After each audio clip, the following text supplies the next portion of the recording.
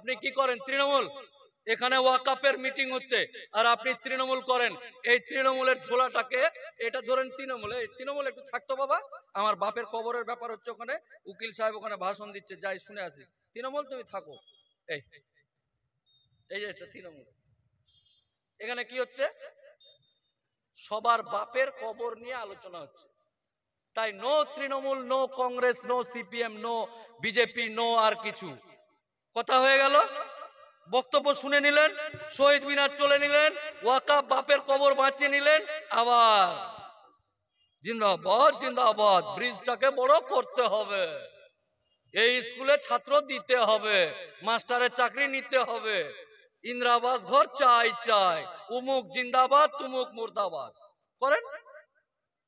তৃণমূল করা মুসলমানদের বললাম, শুধু এটা নয়, আইএসএফ করেন, এটা থাক, কংগ্রেস করেন থাক, সিপিএম করেন থাক, সব থেকে গেল, কাজ হয়ে গেল।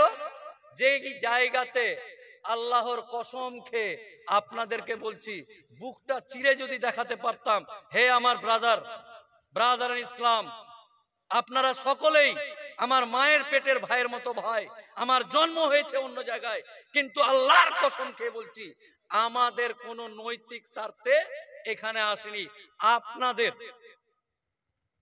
আপনাদের স্বার্থে, আপনার বাপের কবর বাঁচাতে, আপনার বাপের দেওয়া জমি মসজিদ বাঁচাতে, আপনার বাপের দেওয়া জমিতে মাজার খানকা সমস্ত কিছু বাঁচানোর জন্য আপনাদেরকে জাগতে হবে।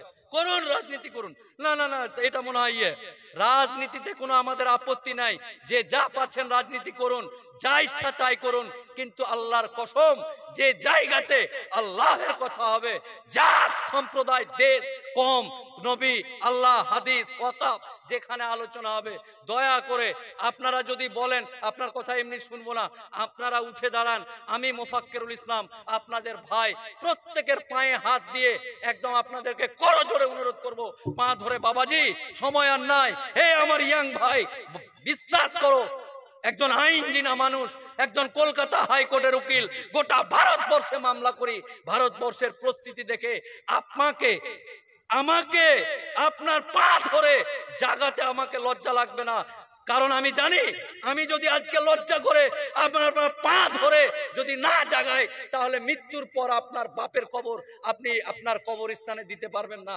তাই প্রত্যেককেই বিনম্রভাবে করজোড়ে হাত জোড় করে পা ধরে আপনাদেরকে বলছি, রাজনীতি করতে করতে না আপনার বাপ কিছু করতে পেরেছে এই দেশে, না আপনার দাদু কিছু করতে পেরেছে, না আপনি কিছু করতে পেরেছেন, না আপনার বেটা কিছু করতে পারবে। তাই রাজনৈতিক দ্বন্দ্ব ভুলে গিয়ে এই জাত এবং কওমের সাথে প্রশংসা সেই মহান আল্লাহ তাআলার, তারপরেই শতকোটি দরুদ ও সালাম বর্ষিত হোক আখরি নবী আহমদ মুস্তাফা হযরত মুহাম্মদ সাল্লাল্লাহু আলাইহি সাল্লাম। আজ রাধানগর ফুটবল মাঠে, উত্তর 24 পরগনা জেলার হাড়ুয়া থানার এই ফুটবল মাঠে আমরা উপস্থিত হয়েছি নতুন ওয়াকাফ বিলের প্রতিবাদে। এই বিলটা যেন সরকার না পাস করতে পারে তার কারণে। আচ্ছা, যেই দেশে আমার বাবা এবং আমার মা, আমার পূর্বপুরুষ, আত্মীয় স্বজন, দাদু দাদি নিজের রক্ত দিয়ে দেশ স্বাধীন করার পরে, স্বাধীনতার 75 বছর, 74 বছর, 73 বছর পর হঠাৎ করে কি এমন ঘটছে যে আমাদের মতো মানুষকে সবাইকে একবার এক হতে হচ্ছে, আন্দোলন করতে হচ্ছে, এবং এই দেশের মাটিতেই সুন্দরভাবে বুকের পাটা উঁচু করে হাঁটতে হবে, তার জন্য আন্দোলন করতে হচ্ছে। আমার সামনে বসে থাকা আমার বাবাজি এবং চাচাজি, যাদের বয়স 67 এবং 62, 63, 64, এই সমস্ত দাদা, বাবাজি এবং চাচাজিদের কাছে আমাদের প্রশ্ন, আপনারা দেশ স্বাধীন হওয়ার পর থেকে আপনারা বাঁচলেন কিভাবে, চললেন কিভাবে, তেল ঢাললেন কোথায়, যে এমন একটা পরিস্থিতি আপনি বেঁচেই আছেন। আপনি যখন, এই যে জয়নাল চাচা 67 বছর বয়স, এই চাচা যখন জয়নাল দাদা ছিল 20 বছর বয়সের, তখন এই জয়নাল দাদা যে এখন 67 বছরের চাচা হয়েছে, এই দাদা যখন বসিরহাট বা বারাসাত যেত, তখন বলতো যে সর রাধানগর থেকে বা হাড়োয়া থেকে বসিরহাটে জয়নাল এসছে। কারণ এই জয়নাল দাদার দাপট এমন ছিল, যেই দিক দিয়ে যেত এক হাত করে মাটি বসে যেত। ওই লোকটা বেঁচেই আছে, জীবিত আছে, মরে যায়নি, কবরে যায়নি, শুধু চুলদাড়িটি পেকে বয়স বেড়েছে। ওই লোকটার সামনে তার বেটাকে বলছে কিছু রাজনৈতিক দলের নেতা যে তোর লুঙ্গি তুলে দেখবো কাটা না গোটা, তুই লুঙ্গি পরে আছিস, লাত মেরে বাংলাদেশ পাঠিয়ে দেবো, তোর শরীয়তকে জবাই করে 3 তালাক বিল পাস করব। এবং এইরকম করতে করতে আমার শুধু তাদেরকে উপর রাগ নয়, আমার বাপ চাচারা বাঁচলো কিভাবে। চাচাজি আজকে বাড়িতে গিয়ে ভাবুন তো, যে আপনারা বেঁচেই আছেন, শুধু চুল আর দাড়িটা পেকেছে। আপনার নাতি, আপনার পোতা, আপনার ছেলে মোফাক্কেরুল ইসলামকে কোন পৃথিবী, কোন দেশ, কোন সমাজ, কোন রাজ্য দিয়ে আপনি মরছেন, এটা ভাববেন। 1 নাম্বার 2 হলো, আমি মোফাক্কেরুল ইসলাম আমার ফেসবুকে হিন্দু, মুসলিম, জৈন, খ্রিস্টান, বৌদ্ধ, আসাম, ত্রিপুরা, গুয়াহাটি সমস্ত রাজ্যের বিভিন্ন জায়গার মানুষ আমার ফেসবুক দেখে। তো আমার বাপের কবর বাঁচাতে হবে, আমার বাপের কবরকে জিসিপি দিয়ে খুঁড়ে, মাটিতে খুঁড়ে বাক্সতে করে জিসিপির পিছনে বেঁধে শিকল দিয়ে টানতে টানতে নিয়ে যাচ্ছে। তো আমাকে হাইকোর্টের উকিল হই, আর হাইকোর্টের মুক্তার হই, আর ভ্যান চালা হই, আর চা বেচা হই। আমার বাপের কবর, যার ঔরসে আমি জন্মগ্রহণ করেছি, যার ধাতুতে আমি জন্মগ্রহণ করেছি, আমার সামনে আমার বাপের কবর যদি কেউ জিসিপিতে মাটি খুঁড়ে তুলে নিয়ে চলে যায়, আমাকে তো প্রতিবাদ করতেই হবে। আমি ফেসবুকে লিখলাম যে 19 তারিখ মঙ্গলবার শহীদ মিনার চলো। একজন ভাই আমার লিখছে জয় শ্রীরাম। আমি লিখলাম ওয়াকফ সম্পত্তি বাঁচাতে মঙ্গলবার কলকাতা চলো। একজন ভাই লিখছে এক দেশ এক আইন, ভারতে থাকতে গেলে বলতে হবে, করতে হবে, নড়তে হবে, মোদিজি জিন্দাবাদ, জয় শ্রীরাম। এই তো আমার সামনে যারা বসে আছে তারাও কিন্তু ওয়াকফ সম্পর্কে তেমন বেশি কিছু জানে না, শুধু জানে মসজিদটা ওয়াকফ, এটা ওয়াকফ সম্পত্তি, কবরস্থান ওয়াকফ, ঈদগাহ ওয়াকফ, এইটুকুই জানে। আপনাদের কাছে জোড়হাত করে অনুরোধ করছি, আজকেই বাড়ি গিয়ে ফেসবুক, টুইটার, ইউটিউব, পেপার, পত্রিকা, রেডিও, মানুষ যে জানে তার কাছে জিজ্ঞাসা করবেন, আসলেই তোরে এই যে উকিলটা আসলে নাক লম্বা, গাল নাই, এ তো ভালোই কথা বলছে, ঠিকই তো। কারণ আমি আমার বাপকে কোথায় মাটি দিব যেদিন মারা যাবে, যেই কবরস্থানে, সেই কবরস্থানের ডান দিকে কে আছে, এই কবরস্থানের আলের ডান দিকে কার জমি আমি জানি না, বাম দিকে কার জমি জানি না, পূর্ব দিকে কার, পশ্চিম দিকে কার জানি না। কে এই কবরস্থানের জমির পাশে আল চাপতে চাপতে 2টা কবর নিয়ে নিয়েছে, আমাদের কাছে খোঁজ নেই। কারণ আমরা এমন মানুষ, যখন আমার বাপ মারা যায় হসপিটালে খবর পেলাম মোফাক্কেরুল তোমার বাপ মরে গেছে, ওরে বাবা বাবা আব্বা তুমি ভালো ছিলাই, কাঁদতে কাঁদতে ব্যস্ত। তখন চাচাজি 3টা আসলো, মসজিদের মাইকে বলা হলো যে কলকাতা হাইকোর্টের উকিলের বাপ মরে গেছে, কবর জানাজা অমুক টাইমে। সব চললেন, 3টা চাচাজি এসে কবর খুঁড়লো, মসজিদ থেকে ওই কাঠের লাশবাহী গাড়িটা আনলো, সেটাকে ধুয়ে টুয়ে নিয়ে গিয়ে কবর দিতে গেলেন, জানাজা হলো, নামাজ হলো, দিয়ে কবরস্থ করে বাড়ি চলে আসলেন। তো আপনারা নিজেরাই, আপনারা নয় আমি নিজে জানি না আমার বাপ 3 বছর পর মারা যাবে, আমার স্ত্রী 3 বছর পর মারা যাবে, আমার মেয়ে 3 বছর পর মারা যেতে পারে, তারাকে কবর যেখানে দিব সেই কবরস্থানটার পরিস্থিতি কি? নিঃসন্দেহে আমরা সব জানি নিজের জমির আল কোন দিকে যাচ্ছে এই খবর আছে, 14 বছর ধরে মামলা চালাচ্ছেন।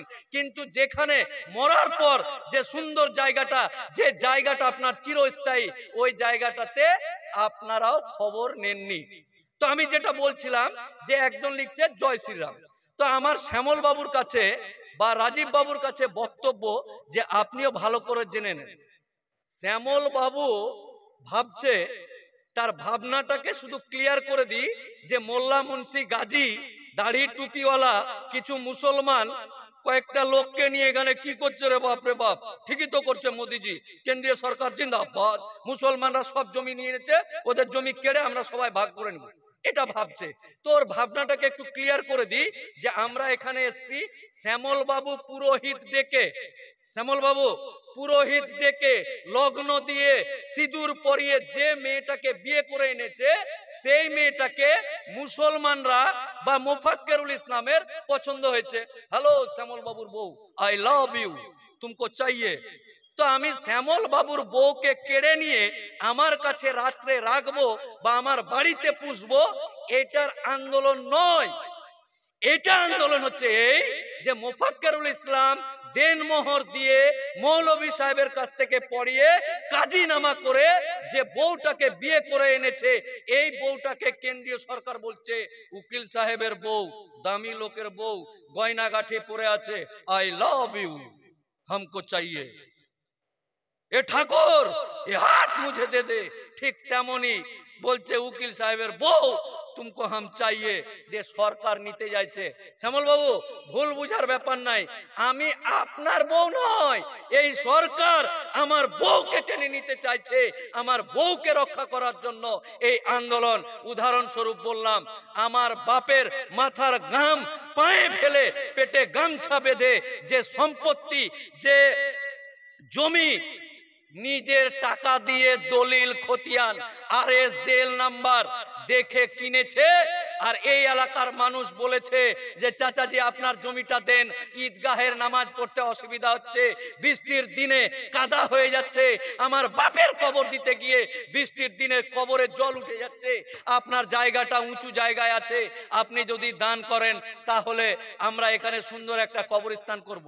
তো যেই জমিটা, যেই সম্পত্তিটা আমার নিজের জন্ম দেওয়া বাপ মাথার ঘাম পায়ে ফেলে জমিটা অন্যের কাছ থেকে কিনে দলিল করে, রেজিস্ট্রি করে, খতিয়ান করে, আরএস করে, জেল নাম্বার নিয়ে কিনেছে, এই জমিটা আল্লাহের রায়ে দান করেছি, আল্লাহের পথে আল্লাহকে খুশি করার জন্য দান করেছি, যে আমি মরে যাওয়ার পর এই জাত, এই কম, এই সমাজ যেন এই জমির উপর তাদের আগামী প্রজন্মকে সুন্দর দিকে এগিয়ে নিয়ে যাওয়া যায়।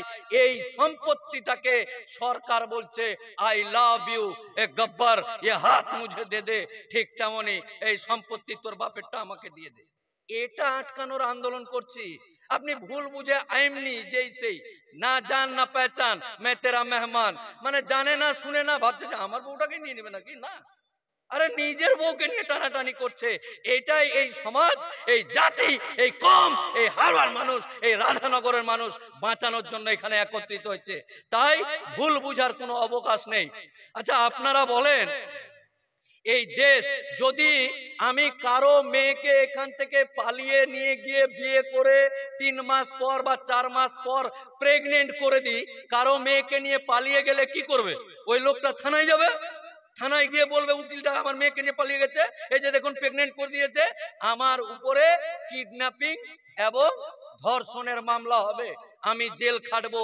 ঠিক তেমনি এই দেশে আমার বাপের দেওয়া সম্পত্তিকে কেউ যদি মনে করে যে হরপ করব, কেড়ে নিব, খেয়ে নিব, গায়েব করে দিব, তার জন্য নির্দিষ্ট পদ্ধতিতে সংবিধানের আলোকে একটা নির্দিষ্ট আইন আছে।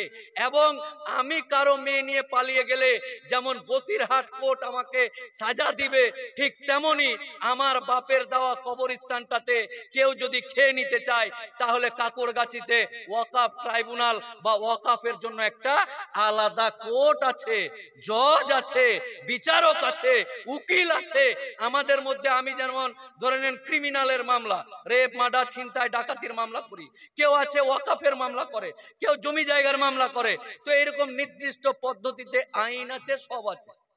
আমার মা আমার স্বামীকে ডেকে বলছে, হে আমার প্রাণের স্বামী, হে আমার আদরের স্বামী, আমার সামনে আমার শ্বশুরকে, আমার দেওরকে, আমার ভাসুরকে নীল চাষ করে টাকা দিচ্ছে না ব্রিটিশরা।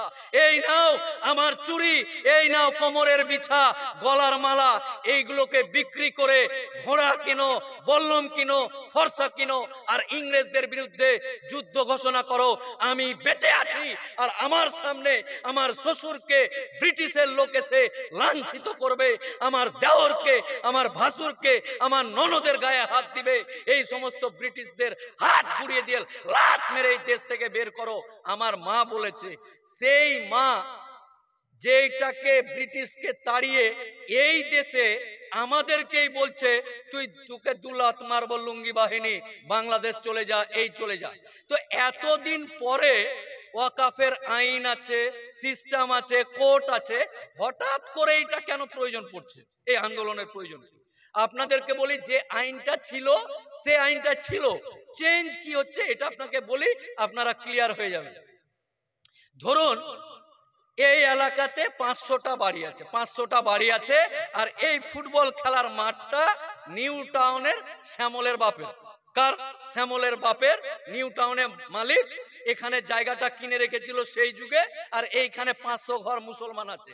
শ্যামলের বাপকে গিয়ে যদি বলে যে এখানে মসজিদ আছে, তো ভাবছিলাম যে কবরস্থানটার যেন জানাজার নামাজটা এখানে পড়া যায়, তো শ্যামল বাবু আপনি যদি আমাদেরকে একটু দয়া করতেন, একটু কম পয়সাতে হোক, বা যদি একটু দেখতেন, এটার পরিবর্তে প্রয়োজন হলে অন্য জায়গায় নেন, আমাদের এটা একটু সুবিধা হচ্ছিল। তো শ্যামলের বাপ খুশি হয়ে বলল, আরে আজকালকার দিনের শ্যামলের বাপ যারা আছে, আমার বাপের সাথে তাদের সম্পর্ক ভালো, কিন্তু শ্যামল আর বিমল, শ্যামল আমাকে দেখলেই বলছে মোফাক্কেরুল মুসলমান, মোল্লা মুন্সি, গাজী, আর এই, আর আমি শ্যামলকে দেখে কোন রকম কটূক্তি করছি না। কিন্তু আমার বাপ আর তার বাপের যুগে এগুলো ছিল না। রাজনৈতিক দল এসে হঠাৎ করে নামাজ, আজান বিরক্ত লাগতে লেগেছে তাদের। এতদিন সব ঠিক ছিল, কিন্তু রাজনৈতিক কুটকাচালিতে এগুলো খারাপ লাগতে লেগেছে। তাহলে শ্যামলের বাপ খুশি হয়ে এই জায়গাটা এই এলাকার মুসলমানদেরকে দান করলো, ওয়াকাফ করলো। এটা আইন ছিল। এখন বলছে না, এই শ্যামল, এইদিকে হিন্দু রাষ্ট্র করেগা, হিন্দু খাতরে মে হ্যাঁ, আর তুই ফের ওই মোল্লাটিকে জায়গা দিতে যাচ্ছিস, দেওয়া যাবে না, বন্ধ কর, বন্ধ কর, নাহলে তোকে সমাজ থেকে বের করে দিবে। তাই এই আইনে শ্যামলের বাপ কোন মুসলিম সমাজকে বা কোন মুসলমানদেরকে সম্পত্তি দান করতে পারবে না, নতুন আইনে। ভালো কথা, হতেই পারে, করতেই পারে, নাও দিতে পারে। ওয়াকাফ মানে নিজের খুশিতে আল্লাহর রাহে যে দিবে সেটাকে ওয়াকাফ বলে, জোর জবরদস্তি নয়। এই অবধি ঠিক ছিল, কিন্তু এই যে মসজিদ কমিটি, এটারই কথা বলছি। এটা অনেকে বলতে পারে এটা আমাদের গ্রামের, আমরা চাঁদা তুলে করেছি, কে পারবি আয়। আজ অব্দি আপনার বাপও কিছু আটকাতে পারেনি, আপনার দাদু কিছু পারেনি, তাই ফুঁকা আওয়াজ মারার দরকার নেই। যেটা বলছি আইনে, আইনটাকে বুঝে চলতে হবে। এই মসজিদ কমিটি, এই মসজিদ কমিটিতে 12 জন লোক আছে। 12 জন লোকের মধ্যে এই আইনে বলছে যে তোমরা 2-3 জন শ্যামলের বাপ আর দীপঙ্করের বাপ মেম্বার হবে। আচ্ছা, শ্যামলের বাপের সাথে আমাদের কি শত্রুতা আছে? আমাদের মসজিদ কমিটিতে যদি আমার ভানুদা বা রাজীব দা মেম্বার হয়, আমাদের কোনো আপত্তি নাই। আরে ওরা তো আমার ভাই, আমরা একসাথে চলি, এক বৃন্তে দুটি কুসুম, হিন্দু মুসলমান। তাহলে আমাদের আপত্তি কেন? না না না না না না, ভুল বুঝার ব্যাপার নাই। আমার কমিটিতে কোন হিন্দু 2 জন ভাই আমার মেম্বার হলো, এটাতে আপত্তি নেই। আপত্তি নোংরা মানসিকতাটাতে আছে। একজন কর্ণাটক হাইকোর্টের জজ বিচার করছে ওই পাড়ার লোকটা, আর এই পাড়ায় মুসলমান।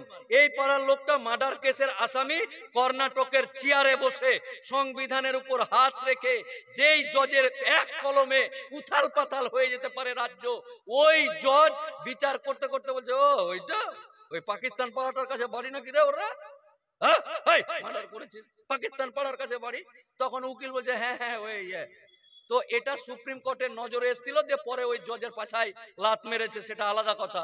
কিন্তু মানসিকতাটা দেখেন, মুসলমান পাড়াকে বলছে এই দেশের মাটিতে একটা ভূখণ্ডকে বলছে একটা অন্য বিদেশি শক্তি যারা আমাদের দেশের শত্রু তাদের সাথে তুলনা করে ওই জজ বিচার করছে। ভাবেন তো, ওই জজটার কাছে এই পাড়ার রহিমুল গাজী যদি মুরগি চুরির কেসে ওই জজের কাছে বিচার যায় তাহলে কি হবে বিচারটা? ভালোই জানেন আপনারা কি হবে। তো আমরা এই জজটার মানসিকতাটা এটাকে ঘৃণা করছি। তাই বলছি আমার বাপের তৈরি করা মসজিদ, আমার বাপের দান করা জিনিসে তোকে আসতে হবে না, আমরা দেখে নিব। এটা বলতে চাইছি। আমাদের হিন্দুদের সাথে বা অমুসলিমদের সাথে কোনো শত্রুতা নাই, তারা আসতেই পারে, তারা থাকতেই পারে, সব করতে পারে, কিন্তু এই নোংরা মানসিকতাটাকে ঘৃণা করছি। এক, এটা গেল 2 নাম্বার, যে শ্যামলের বাপ জমি দিতে পারবে না আর আমরা আমাদের জমিতে কাউকে লাট সাহেবি মারতে দিব না। 3 নাম্বার হলো এই, ধরুন এই এলাকাতে এই এলাকাটাতে 1000 পরিবার মুসলমান, এই এলাকাটার কবরস্থান হলো এই 10 বিঘা জায়গার উপরে একটা কবরস্থান আছে।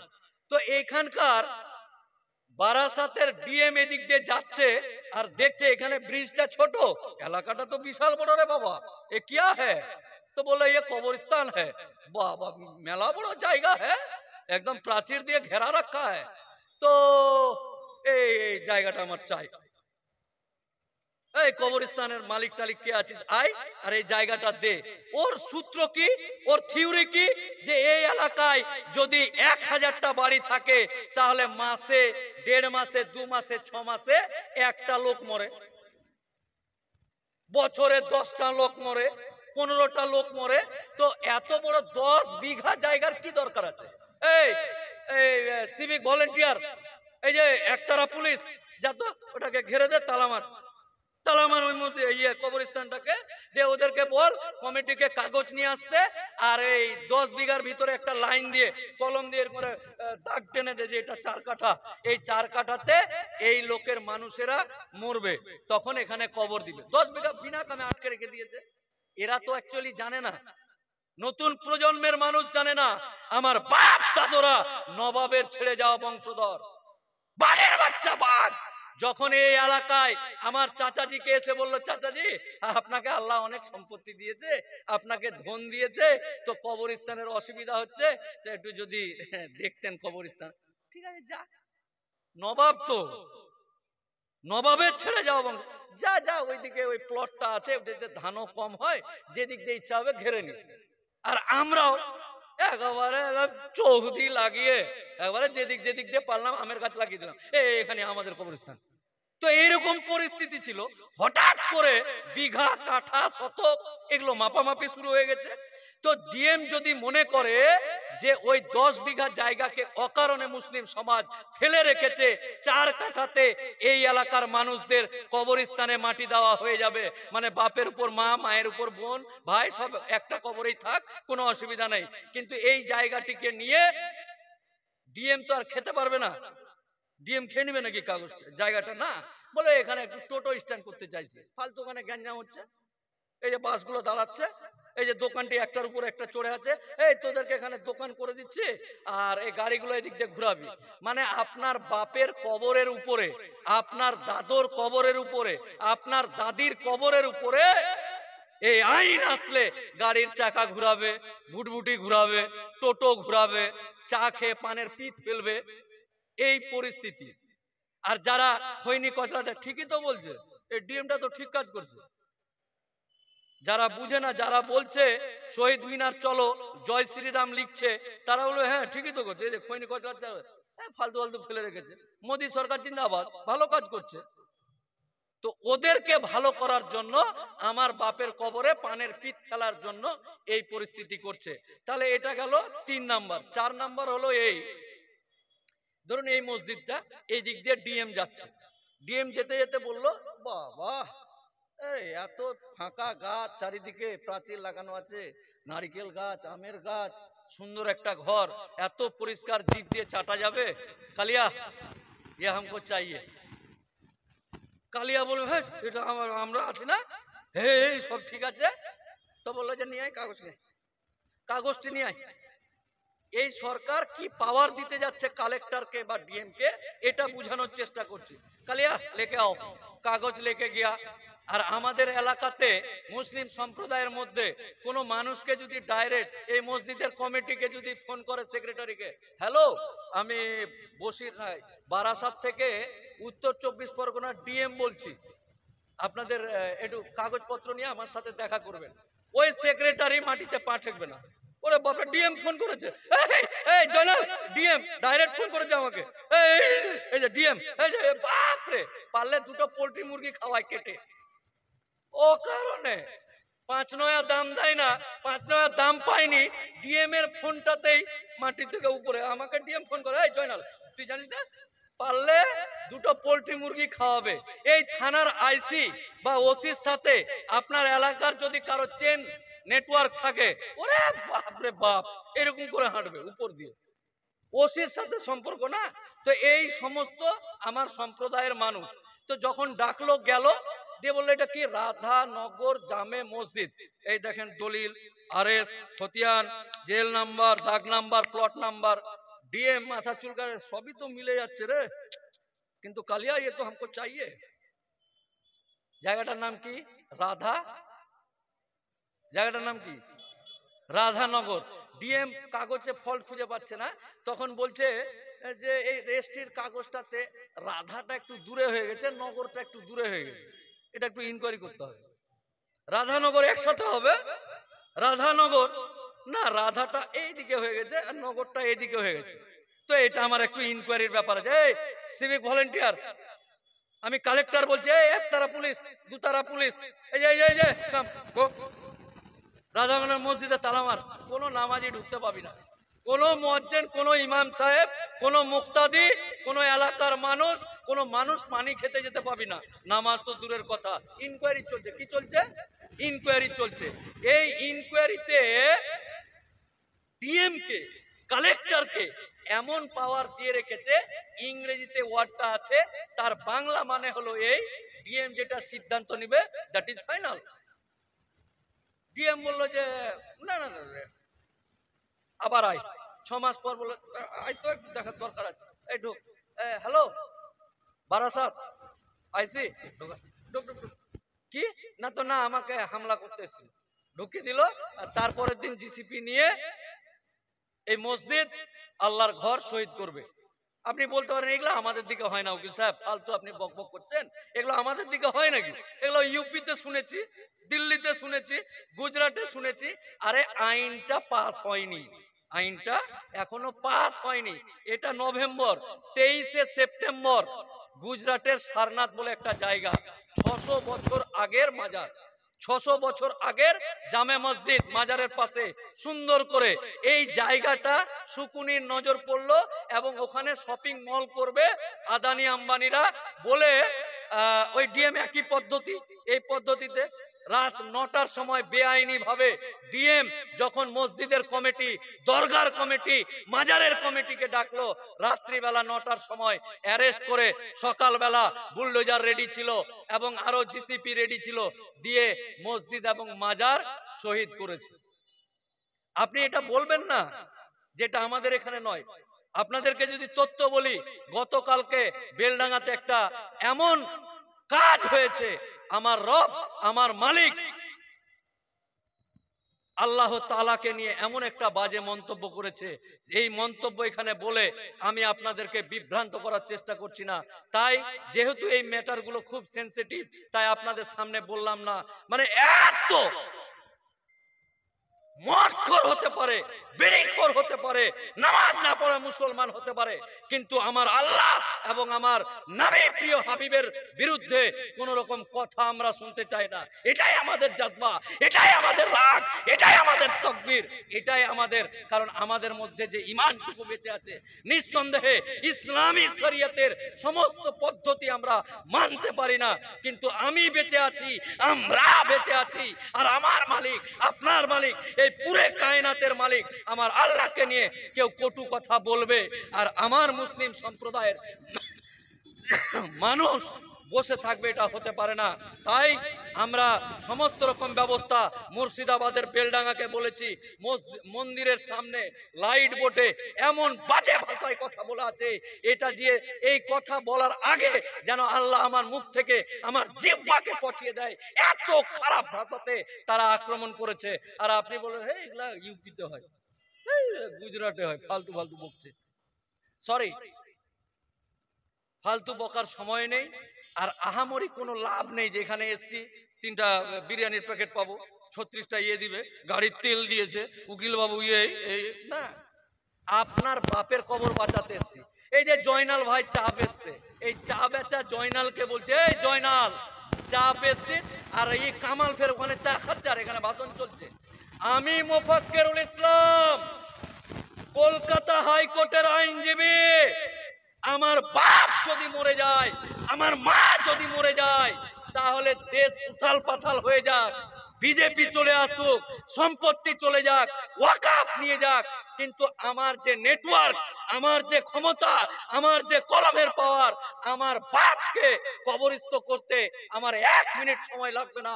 এই জয়নাল চা বেচার বাপের কবর বাঁচাতে এসেছি, এই কামাল মুরগির দোকানের কামালের বাপের কবর বাঁচাতে এসেছি, আর তারা এখানে আসেনি। এটাই আফসোস।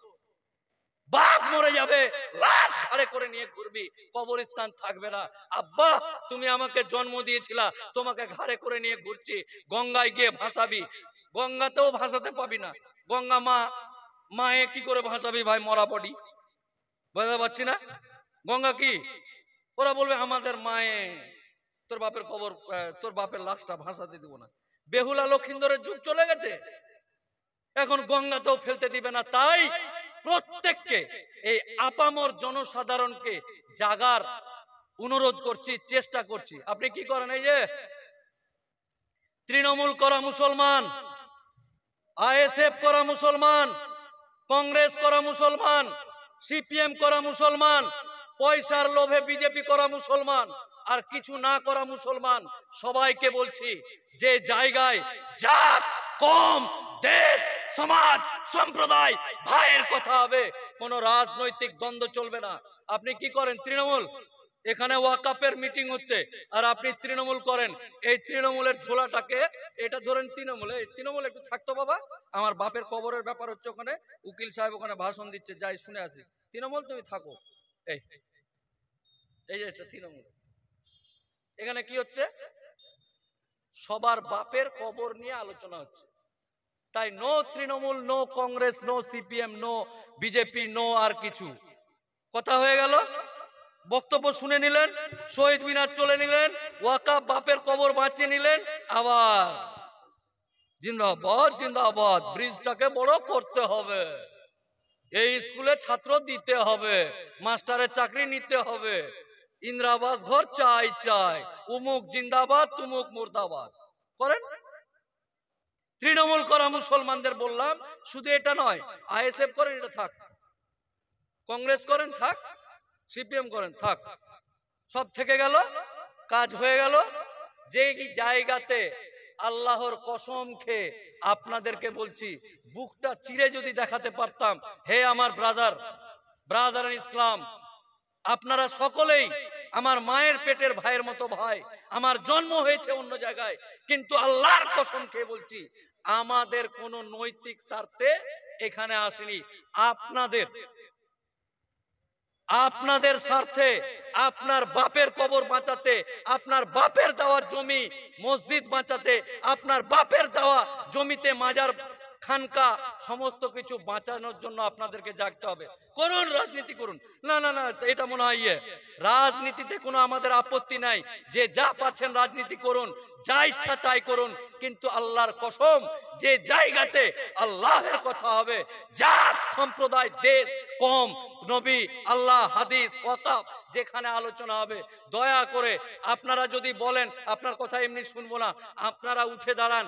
আমি মোফাক্কেরুল ইসলাম, আপনাদের ভাই, প্রত্যেকের পায়ে হাত দিয়ে একদম আপনাদেরকে করজোড়ে অনুরোধ করব, পা ধরে, বাবাজি সময় আর নাই, হে আমার ইয়াং ভাই, বিশ্বাস করো, একজন আইনজীবী মানুষ, একজন কলকাতা হাইকোর্টের উকিল, গোটা ভারতবর্ষে মামলা করি, ভারতবর্ষের পরিস্থিতি দেখে আপনাকে আমাকে আপনার পা ধরে জাগাতে আমাকে লজ্জা লাগবে না, কারণ আমি জানি আমি যদি আজকে লজ্জা করে আপনার পা ধরে যদি না জাগাই তাহলে মৃত্যুর পর আপনার বাপের কবর আপনি আপনার কবরস্থানে দিতে পারবেন না। তাই প্রত্যেককেই বিনম্রভাবে করো জোরে হাত জোড় করে পা ধরে আপনাদেরকে বলছি, রাজনীতি করতে করতে না আপনার বাপ কিছু করতে পেরেছে এই দেশে, না আপনার দাদু কিছু করতে পেরেছে, না আপনি কিছু করতে পেরেছেন, না আপনার বেটা কিছু করতে পারবে। তাই রাজনৈতিক দ্বন্দ্ব ভুলে গিয়ে এই জাত এবং কওমের স্বার্থে আপনাকে এক হতে হবে। ওই যে বললাম জয়নাল দাদা জয়নাল চাচা হয়ে গেছে, তাও কিছু করতে পারেনি। এখনো চাচাজি আপনাকে বলছে, এখনো আমার জাত, আমার কওম, আমার সম্প্রদায় বাপ বেটা একসাথে মদ খাই না আমরা। এখনো আমরা বাপ বেটা একসাথে সিগারেট খাই না। আমরা এখনো সিগারেটের ধোঁয়া বাপের মুখের দিকে ছাড়ি না। কারা করে, যারা খায় তাদের ব্যাপার। এখনো যদি ওই দোকানে চায়ের দোকানে দেখি আমার চাচাজি আছে, আমরা তিনজন বন্ধু বলবো, এই চাচাজি আছে, এই ডান দিকে চাচাজি বসে আছে, বাবা বাপরে চল কান ধরে মারবে না। তো এখনো এই সম্মান আপনাদেরকে আমরা করি। আপনাদেরকে দায়িত্ব নিতে হবে। আপনার গাফিলতির জন্য আমি আজকে খেসারত দিচ্ছি, আমার ছেলে খেসারত দিবে আগামী। এই যে বিগত 3 বছর আগে আমার ছেলে, আপনার ছেলে আপনার বাপের কবর অর্থাৎ দাদুর কবরে গিয়ে লাত মেরেছে। এই দাদু 62 সালে দলিল না দিয়ে মরে গেছিস, বিজেপি বলছে দলিল দেখা, নাম ভুল আছে, মোল্লা গাজী হুসেন মিয়া, চারিদিকে কেচরি কাই করে মরে গেছিস, এরকম পৃথিবীতে রেখে মরে গেছে। কবরে লাত মেরেছিল 3 বছর আগে। তাই আপনাদেরকে মৃত্যুর পর একটা সুন্দর পৃথিবী আমাদেরকে দিয়ে যেতে হবে, সুন্দর জায়গা আপনাকে দিয়ে রেখে যেতে হবে। আপনি 3 তলা বাড়ি করলেন না 3টা মোটরসাইকেল কিনলেন, এটা আমার সম্পত্তি নয়।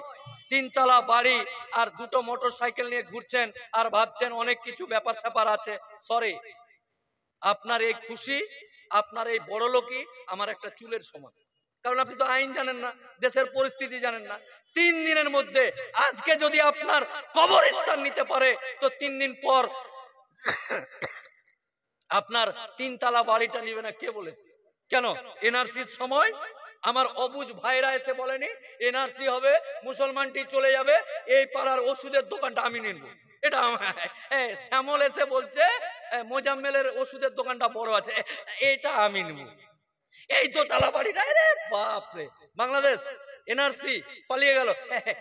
নেতাকে বলে রাখছে, দেখেন এনআরসি হলে কিন্তু আমি এটা নিব। বাপের দোকান আর বাপের 3 তলা বাড়ি নিয়ে নিবে। তাই সমস্ত বর্তমান পরিস্থিতিটাকে বুঝে আগামী দিন দেখেন অনেক কিছু করলেন, কিছুই করতে পারেন, অনেক করছেন, সারা দিন খাচ্ছেন, সারা দিন মরছেন, কিছুই করতে পারেননি। বিশ্বাস করুন, কেউ এসে বলুক যে আমি এই এলাকায় খুব সুখী, আমি কি বললাম একটু আগে যে ওর সুখটা আর আমার চুলটা একই। কিছুই করতে পারেননি। যখন পারেননি, না আপনার বাপ পেরেছে, না আপনার দাদু পেরেছে, না আপনি পেরেছেন, তাহলে এই পৃথিবীতে যে আপনি আপনার নাতিকে, আপনার ভাইপো ভাইজিকে সুন্দর সুন্দর নিজে ভ্যান চালায়, বেটাকে পড়াচ্ছে ইংলিশ মিডিয়ামে, নিজে পোল্ট্রি মুরগির ব্যবসা করে, বেটাকে পড়াচ্ছে বেটিকে পড়াচ্ছে ইংলিশ মিডিয়াম, আর যখন এসে বলছে ড্যাডি ড্যাডি, ও বুক ভরে গেল।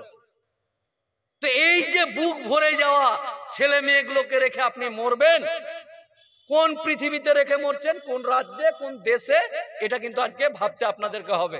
তাই সকলকেই আগামী মঙ্গলবার কলকাতার শহীদ মিনারে নিজের বাপের কবর বাঁচানোর জন্য আহ্বান জানাচ্ছি। সেই দিন যেন জামাল চায়ের দোকান খুলে 20 টাকা বেচা কিনার লোভে নিজের চায়ের দোকান খুলে কাস্টমার নিয়ে না বসে থাকে। বারবার বলছি, যারা পয়সাওয়ালা, যারা দামি, যাদের নেটওয়ার্ক আছে, তাদের বাপের কবর নিয়ে তাদেরকে ভাবতে হবে না। ভাবতে হবে এই সমস্ত এলাকার জরাজীর্ণ, দিন আনে দিন খায় এই মানুষগুলো। আমি বারবার নিজেকে দিয়ে উদাহরণ দিলাম যে আমার বাপের কবর নিয়ে আপনাকে ভাবতে হবে না, আমরা দিয়ে দিতে পারবো নেটওয়ার্ক চেন ফিটফাট করে। কিন্তু সামগ্রিকভাবে একটা জাতির কাছ থেকে তার নিজের দেওয়া সম্পত্তি কেড়ে নিবে, এটা হতে পারে না। তাই আগামী দিন আপনারা সজাগ সচেতন হয়ে মঙ্গল মঙ্গলবারের দিন লাব্বায়েক বলে একদম, হ্যাঁ আল্লাহ, হে আল্লাহ, তুমি সাত আসমানের মালিক, তুমি আরশে আজিমে বসে আছো। দেখো এই মোদির সাথে, এই কেন্দ্রীয় সরকারের সাথে আমি হয়তো পারছি না, কিন্তু আমি আমার শরীর নিয়ে আটকানোর জন্য আমি কলকাতায় উপস্থিত হয়েছি। আল্লাহ কিয়ামতের দিন আমাকে মাফ করে দিও, আমি পারিনি আপনার ঘর বাঁচাতে, আমি অপারগ। তাই আপনাদের সকলকেই মঙ্গলবারের দিন কলকাতা যাওয়ার আহ্বান জানাচ্ছি। আর মহান আল্লাহ তাআলা সাত আসমানের মালিক যেন আমাদেরকে সুখে শান্তিতে বসবাস করার তৌফিক দান করে। আর মহান আল্লাহ তাআলার এই এলাকার আমার মায়ের পেটের ভাইয়ের মতো ভাই যারা আমার সামনে আছে, তাদেরকে যেন মহান আল্লাহ তাআলা তার রহমের চাদর দিয়ে ঢেকে রাখে। আগামী দিন এই এলাকার মানুষ যেন আল্লাহর রহমত থেকে বঞ্চিত না হয়, এই দোয়া মহান আল্লাহ তাআলার কাছে রেখে আমি আমার বক্তব্য শেষ করছি।